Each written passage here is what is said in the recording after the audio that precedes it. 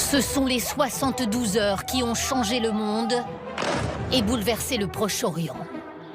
L'élimination de l'ayatollah Khamenei est un tournant historique.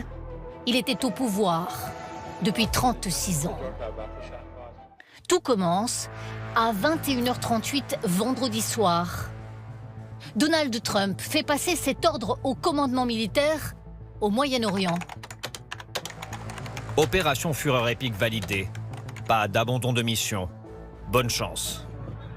Samedi, 7h15. Le jour est déjà levé sur Téhéran.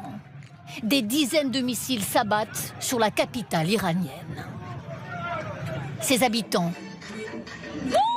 sont sous les bombes et pourtant, ils dansent. Et sous ce tunnel, ils jubilent. Klaxonnez, klaxonnez, liberté, liberté.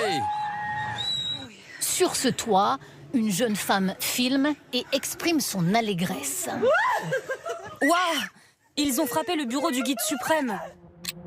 30 bombes de 50 kilos chacune sur la résidence de Khamenei en plein centre de Téhéran. Images satellites avant, après. Des espions de la CIA savaient qu'une réunion rassemblait ici des dignitaires du régime, dont l'ayatollah. 8h30, heure de Paris. Mais à Washington, c'est la pleine nuit. Donald Trump, casquette USA sur la tête, suit les opérations de sa résidence en Floride. Puis il demande aux Iraniens de renverser le pouvoir après les opérations militaires.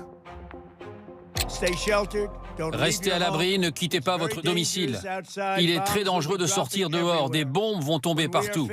Lorsque nous aurons terminé, prenez le contrôle de votre gouvernement. 9h10. Première riposte iranienne sur Israël. Sirène d'alerte à Jérusalem, à Haïfa, à Tel Aviv. Des salves de missiles et de drones iraniens. Les familles s'installent dans les abris. Si on peut finir une fois pour toutes, ça prendra le temps que ça prendra, mais tant que ce sera bien fait. Si c'est pour repartir tous les 6 mois, c'est pas l'intérêt. Midi 11, toujours samedi. Confirmation d'une frappe iranienne sur cette base navale américaine à Bahreïn. Le Moyen-Orient s'embrase. L'Iran frappe aussi l'Arabie Saoudite, le Koweït, le Qatar. Oh my God. Mais aussi les Émirats arabes unis, la Jordanie, tous les pays abritant des bases américaines. Ces Français installés à Dubaï se réfugient dans un parking. On était en train de prendre la douche et d'un coup, une explosion est arrivée. Et on a ressenti l'immeuble trembler. 19h30, Conseil de défense à Paris. 400 000 Français sont présents au Moyen-Orient. La priorité absolue pour nous est évidemment la sécurité de nos ressortissants. Dimanche, 2h30 du matin, un présentateur de la télévision iranienne est en larmes. Il annonce la mort de l'ayatollah Khamenei. L'ayatollah Khamenei est mort en martyr. Lui qui a consacré sa vie à protéger la République islamique d'Iran. Eux ne pleurent pas. Bien au contraire. Nouvelle scène de liesse dans les rues de Téhéran. Ils ont eu Khamenei. Ils l'ont tué. Félicitations les gars. 7h30, le régime vacille mais ne plie pas. Immense manifestation des partisans des mollahs à Téhéran. Ils représentent un quart de la population. 9h.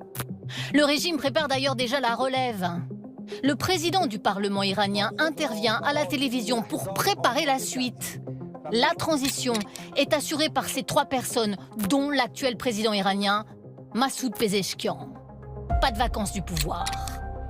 À la mi-journée, midi 11, une frappe iranienne touche la base navale de l'armée française aux Émirats arabes unis.